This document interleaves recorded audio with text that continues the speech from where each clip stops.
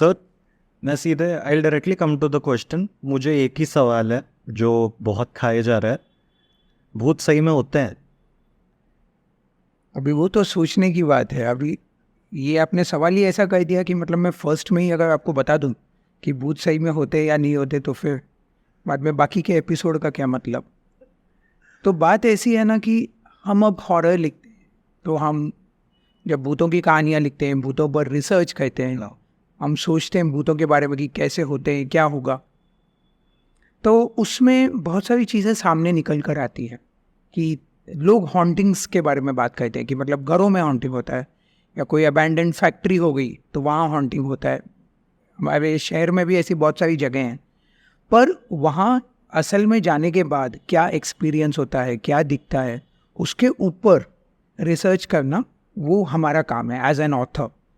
तो हमारे बुक्स में भी हमने यही सब एक्सप्लोर किया है।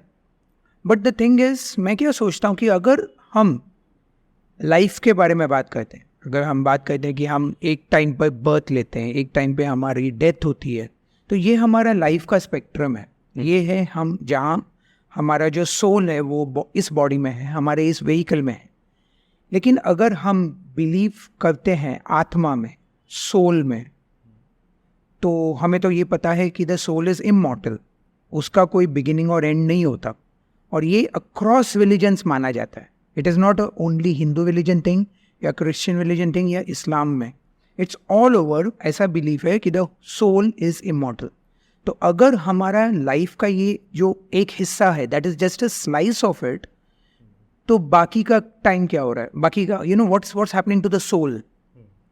तो यहाँ से एक थॉट आता है कि there is an after life.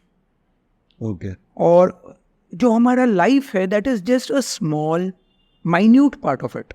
बाकी जो अगर सोल इमॉर्टल रहना है तो वो इनफाइनाइट टाइम हो गया, राइट? तो ये हमारा जो टाइम है, ये जो एक्सपीरियंस है, that is the small part of it. और जो एक्चुअल एग्जिस्टेंस है हमारा, उसके बारे में हमें कुछ पता ही नहीं।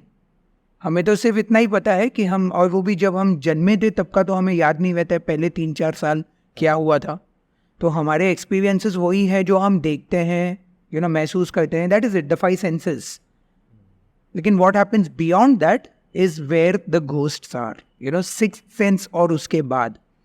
और that is what we explore. तो इसका एक सही सीधा जवाब देना कि घोस्ट होते हैं या नहीं, ये उतना आसान नहीं है।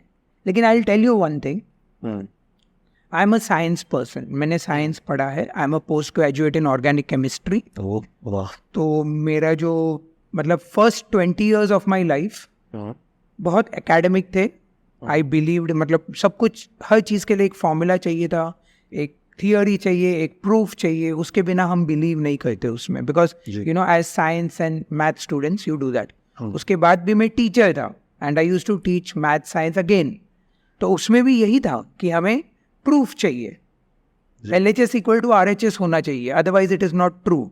लेकिन अब जब मैं राइटर बना हूँ सिंस 2015, और जब मैंने मेरी फर्स्ट थोड़ी किताबें लिखी थी, तो that was normal, like okay, मैं एंटरटेन करने के लिए लिख रहा हूँ। मैं हॉरर सिर्फ लोगों को एज अ टूल, क्योंकि हॉरर एक इज एन एंटरटेनिंग जॉनर, तो मैं उस हिसाब से लिख रहा था, as a thriller, as a mystery, थोड़े फ्राइट्स इधर उधर।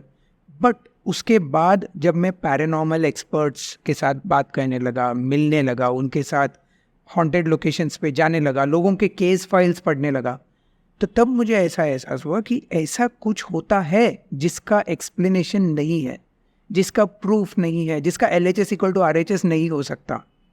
तो ऐसी चीज़ों को हम इस जॉनर में लाते हैं, हम उसके बारे में बात करते हैं with in the horror genre जो हम लिखते हैं।